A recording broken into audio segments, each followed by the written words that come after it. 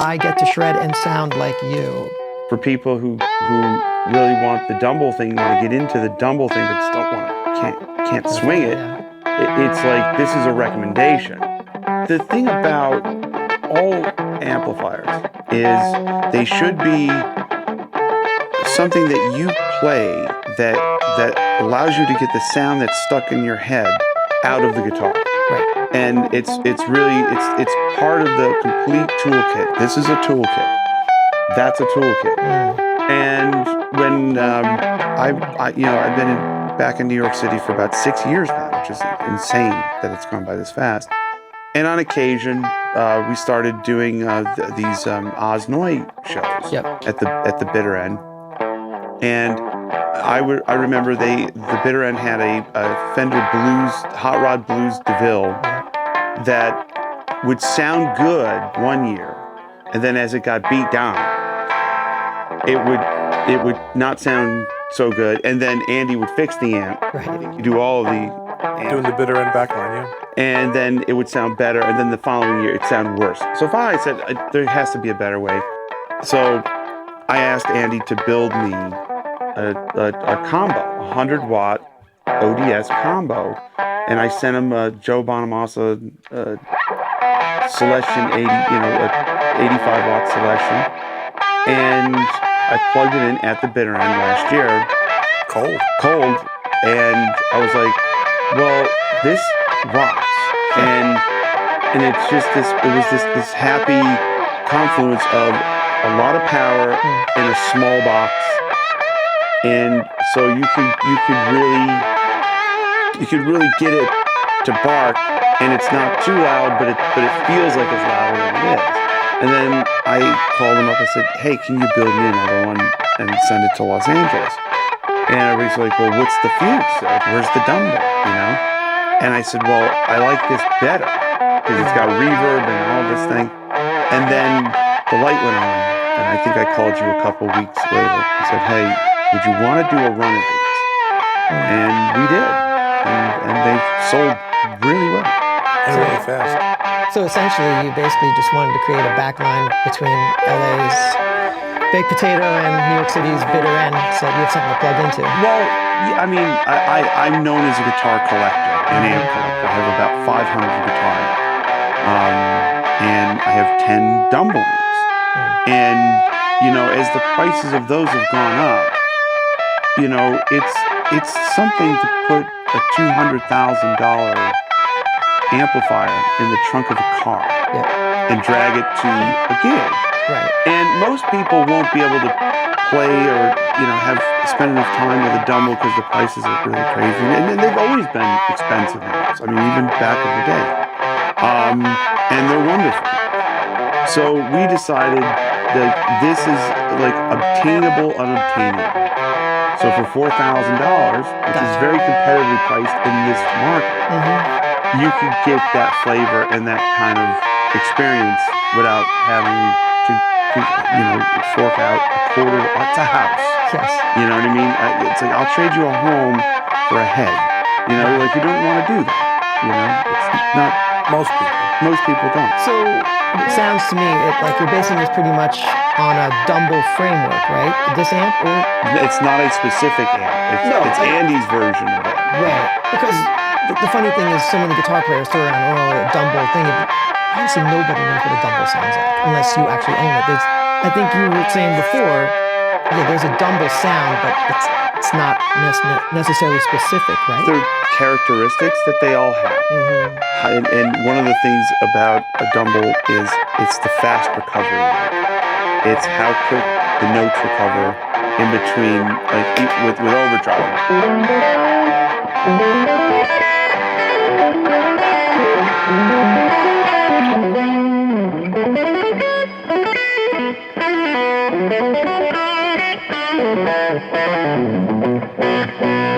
So it feels like, like it's recovering fast. So there's no sag in between.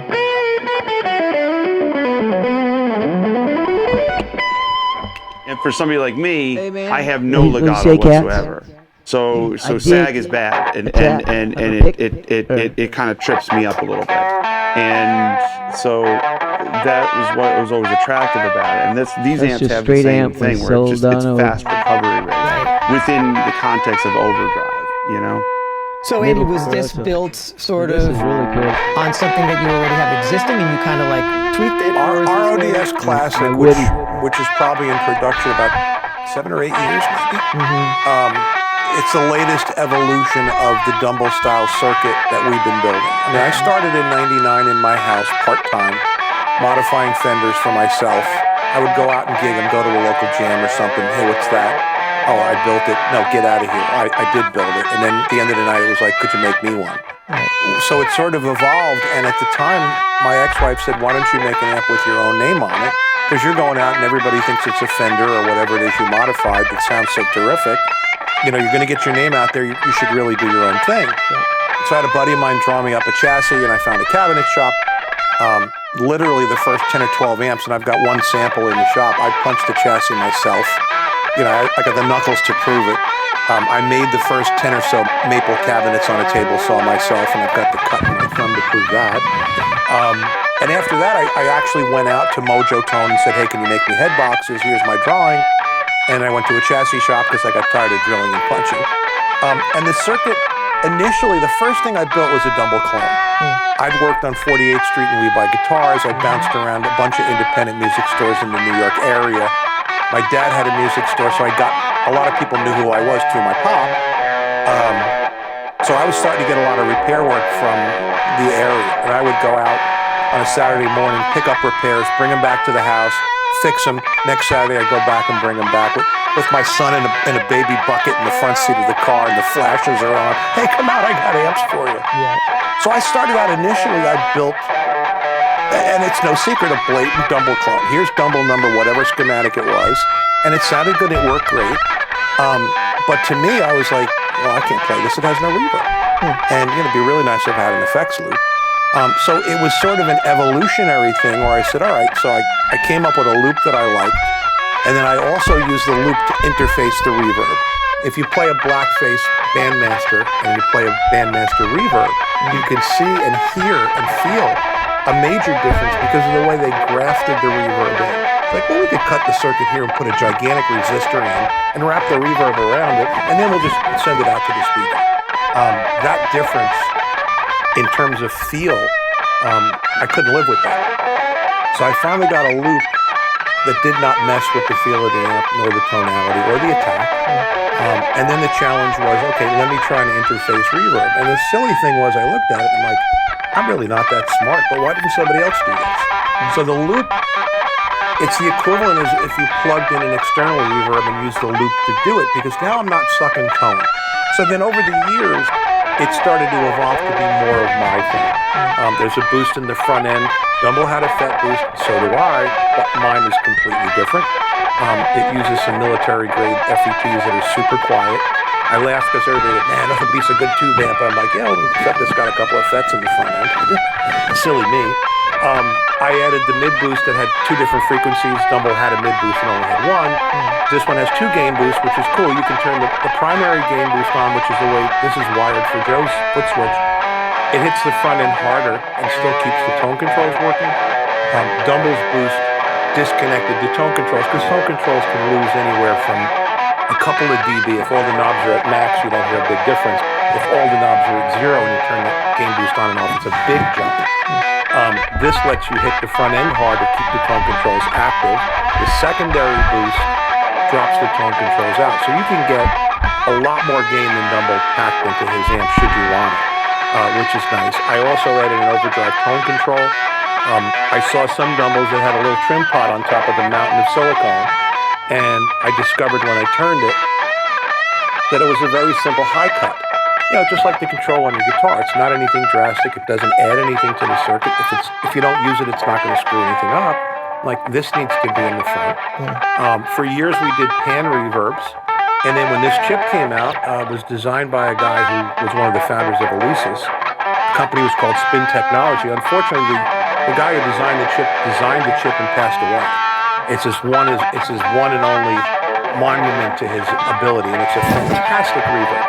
It's warm, it's got bounce to it. It's a studio grade reverb. So it has a level control and it has an adjustable decay.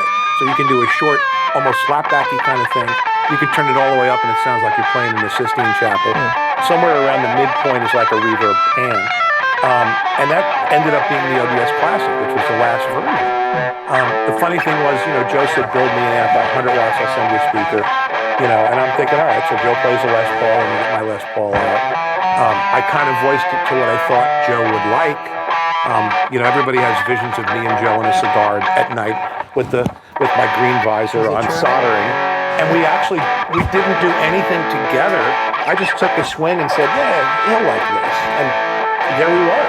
Yeah, and like I was saying earlier, it's like Andy brought it down last year about the same time in December to, the bitter end. I was playing with Osnoy. Talk about baptism. And I was like, okay. And I was like, by the end of the first set, I think we were sitting next to the stage. I'm like, this is really effing good. And it was like, it was doing what it did was it was the right amount of power for the box. And I don't think people should be afraid of 100 watts. Because, this has a master volume on it. But every time, I always say, the more power you have, the more options you have, and the more things can happen with an amplifier before it starts to collapse. If you have 20 watts, you're going to run out of headroom, and the whole thing is just going to collapse, especially if you're adding gain and all these. So having a 100-watt feature was I think because you could have done it in 50 watts. That sort of made sense. But having the 100 watt, and this way you can take it on any stage, any size, and it's plenty of volume, and it's big and thick.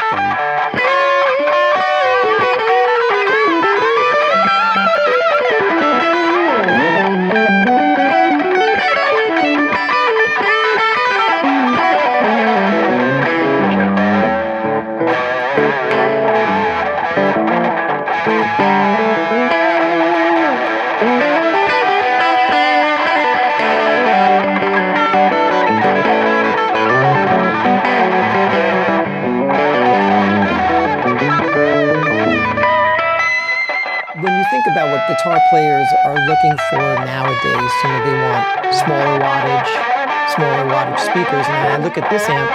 I know your Celestion is 80, it's 85 watt speaker and 100 watt power section. It's nothing but headroom. Paul, I've had great luck doing the exact opposite of what the internet tells me. If the internet tells me I need to do this, I'll do the opposite. And I've had great success. I like in the past doing exactly the opposite in my live rig. Pretty bad The medical internet condition, says blood. when you see a Marshall, No you oxygen. need to put a Celestion in it. I like gents. I put an electric. I like EVs I and put JBLs. EVs in the Marshall This is cab. heresy. JBLs. And when you see a Fender amp on my stage, or one of these, or a Dumble or whatever, chances are it has Celestion. I go the complete opposite. And it's about the sound that you have in your head. Right. It's like, what is it doing and how does it feel under the strings? And that's a very personal thing. The feel under the strings is a very personal thing. But how did you discover that? See, that to me requires you literally ripping out, a lot of vintage gear and just constantly swapping stuff until you I think that'll work. I think guitar players are guilty of all that. We're always we hear about a new pickup and we'll put it in the guitar because it does so-and-so, and then we get it and it's this is terrible, I made a mistake. I'm sure you've had that. Well, yeah, everybody's, tweaked their way out of a good sound, know? And if I find a guitar that I like, I don't change it. I won't swap this pickup going, here's, no, I don't even want to desolder it. Because a lot of times you put it back and you're it's maybe psychosomatic. But the thing is, the attack. It's how you attack the guitar. So when I have high headroom, I don't have to attack the guitar as hard. So the guitar is booming. If I'm struggling to get a clean headroom, or a lot of times some amps or some settings or just whatever, it doesn't matter. You're on 1 on the guitar or you're on 10 on the guitar. it's all the same pile of mush. And you're like, there's no dynamic range. Right. So if you have a dynamic range and options and power, you don't have to hit this thing that hard to get the thing to bloom, you know. And it's really been something that it's just years of okay, you know, I don't want to hit this thing too hard because it's I'm rubbing up compressing against it, this. you know, in a way that's messing with the attack. But how were you able to discern, say, I've always known you to use, you know, Silver Jubilees, Marshalls, and Still do, yeah. but generally the matching cabinet usually just comes with, I would say, either the 75 watt or vintage 30s in them. And how'd you know? It's like, that's got to go. I nicked that from Zach Wilde. Zach Wilde, I believe he used to split the cabs. Yes. But he used EVs, I He think. used EVs. He has his own version of the 12L. His is a 300 watt. The average 12L is a 200 watt. Yeah. Personally, I think that's a better sounding speaker. I've heard the 300 watt version. It's got a much heavier voice coil wire and a much stronger spider, and it sounds and feels different than the 200s do. Finding old EVs that haven't been reconed or beaten up, it's worth looking for. They've gotten expensive. They've gotten expensive because the word was out. And It's all your fault. Listen, the reality is with Electro Voice, what I like about with Electro Voice and Marshall amps in particular is it takes the fizzy thing away. And the bottom end is very true and bell-like. Got it. What I love about Celestions and why I chose a Celestion for this amp is the higher wattage Celestions work really well giving the harmonics and the mid-range it's like a human voice. Celestions and Electro Voice speakers definitely have their roles in certain things, and you know you would see like Stevie Ray Vaughan. He put EVs in his Bible voice because he wanted the big bottom end. He didn't want it to give up. You know. I mean, Eddie Van Halen split his cabs, JBLs and Celestion, like the Ball, and then balanced them. This was the early stuff. You know, and it's like you're like those kind of things make a big difference. You know, and if you're splitting the load, so one thing is not doing everything, it helps. I think with the higher wattage speakers, I think you're getting more a fuller frequency. Am I wrong in It's this? not going to collapse as fast, you know, because you could put like a low wattage speaker in it, and it's just like it's gonna start getting fuzzy and loose, and all the work that he did to make the recovery rate fast is going to go away. You know? So what's your take, since we're speaking of speakers, what's your take on, say, speakers that have been broken in as opposed to, say, newer speakers? Is this a myth? What's the talk on here? Joe and I are split on that. Yeah? Joe, after 6 months, Controversy? after 6 months, Joe's like, the speakers are like shot in the speaker because it's loose and to me, I feel like it's like an old pair of slippers. Like it's broken in and it's warm and it's comfy and you don't want to mess with it. Joe clearly has more articulation to his tone than I find myself using. Not that either is good or bad, but it's fine. Joe's like, well, I change a dozen speakers and I donate them to the local rehearsal studio. I do, yeah. I do. The high-powered twins that I use on stage have the JB85s, which are a great speaker. Celestion makes a great speaker, and they have the 85 watts. We generally get about 50 shows out of those before I change them because I feel a little sag and a little sag in the mid, and we're not as percussive. So, and they're still fine. They're actually probably more preferable to. So I just take them, put them in the Celestion boxes, and put the word "free" on that sound check in Nashville, and just give them away. And then something you get a lifetime out of them. Just me, how loud I play, and how I run everything as loud as it goes. And your ear paid for it. My ear paid for it. Yeah, how's that ear doing, by the way? It's better now. But usually something like your ear doesn't really recover, but are you being more mindful of that? I'm more mindful. I blew out my right ear on a tour this year, and I'm more mindful about it. Can I ask how you blew it out exactly? How I blew it out was just I went past the monitor at the wrong time, and something spiked me. And it was a kind of an odd sounding room. It was equally as kind of muted as it was enhanced at certain frequencies in like the upper mids. And because it's mostly it's a television studio when we play there.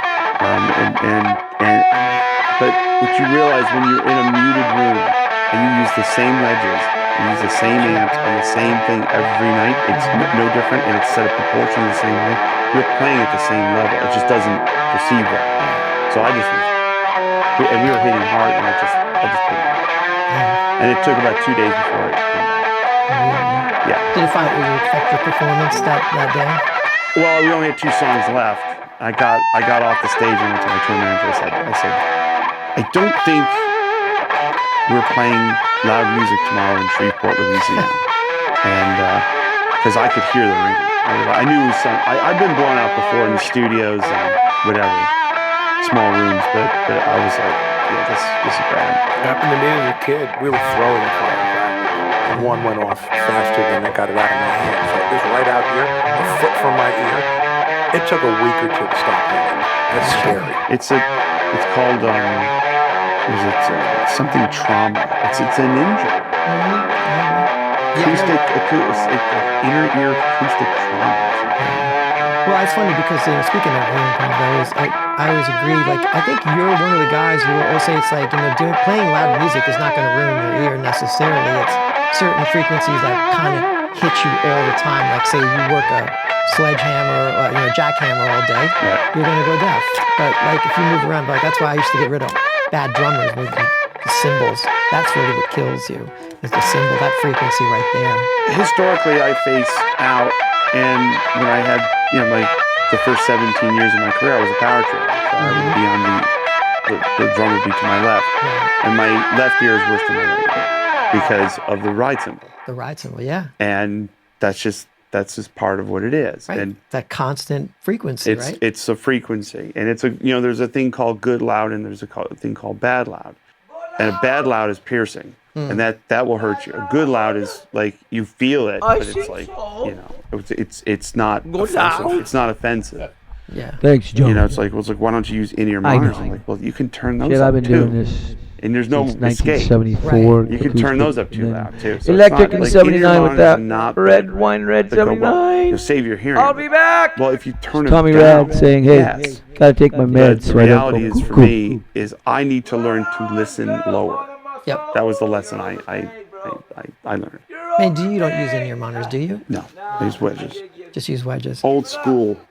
In my experience of what I've heard, I've not heard moving air through a speaker done going into the modeling world improve anyone's sound exponentially where you go, wow, that's a big improvement.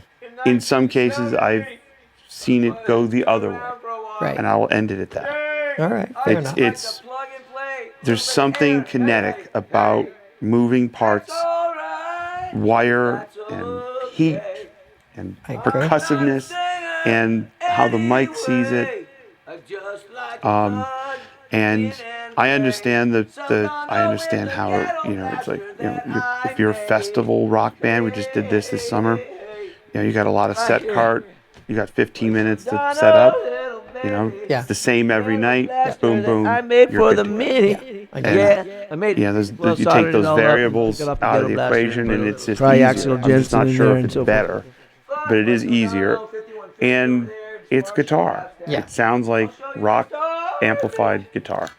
But also by doing, if you're just that much, I guess automated for lack of a better word, you're missing out on sort of the emotional aspect of playing guitar, right? I mean, you're also an improvisational player, so you rely on having that, those moments when you're on that stage where the amplifier's reacting, the guitar is doing what it's doing, and it's just you're in this magic. Yeah, and not everyone's an improvised player. I mean, there's a lot of artists that are just exactly those parts are the same. They learn the parts, they know the parts. The MIDI does the switching on the modeling amp, and it's literally press the space bar. It is a performance, and it's almost like a Broadway performance.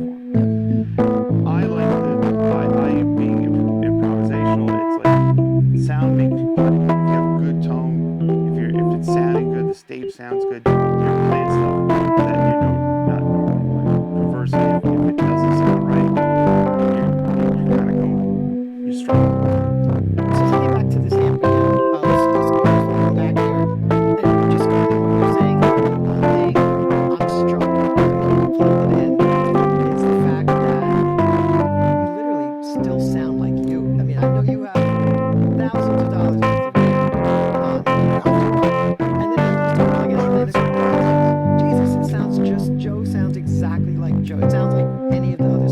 That's part of the mystique of the Dumble style amplifier. And, you know, the computer guys say garbage in, garbage out. It will definitely force you to be a more accurate player. Because you make a mistake and it serves it up on a silver platter. You know, there's a lot of amps, boogies, as we were talking earlier, they're very forgiving. Yeah. You can do shredding and do all kinds of silly shit. Your mistakes are just, you know, kind of smoothed over. You know, and this amp, if you want to be forgiving, go to church. Well, this one here is, I mean, there's 3 settings on this. There's the clean, yeah.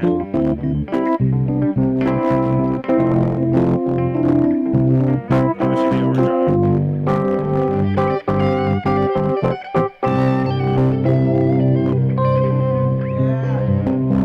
And this is the hardest one, the boost, the preamp boost. But it's also the most rewarding if you stick the landing.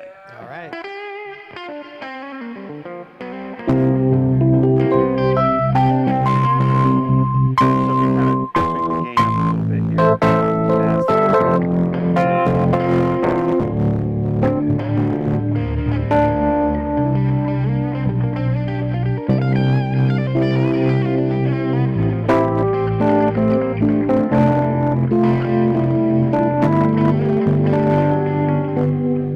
It's the biggest, fattest sounds, but if you don't have it, I suggest use this.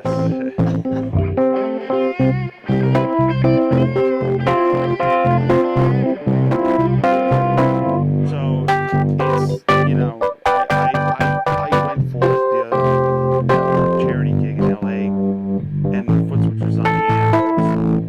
Big meter station. I was just too lazy to switch channels on this, so I just left it on the boost. And I had 2 courses to get through. I was holding on for dear life, but it was when I listened to the sound. Yeah, that's what you want to hear. But I just remember in the moment, like it's so articulate.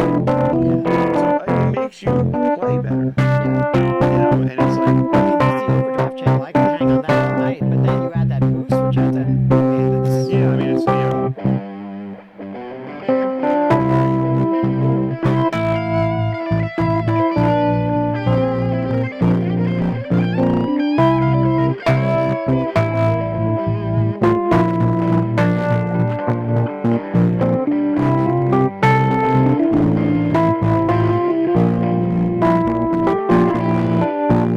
So, I mean, and there's, that again, just sounds a little bit more louder, clean, a little less grit on that one.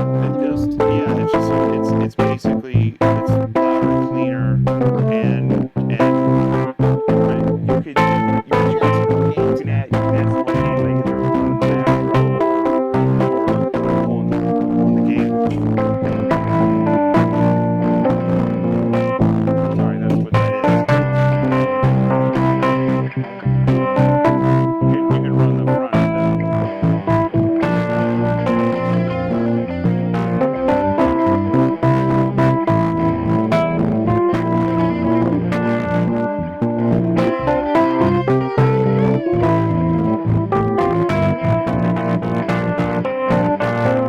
I mean, there's tons of settings you can get into for,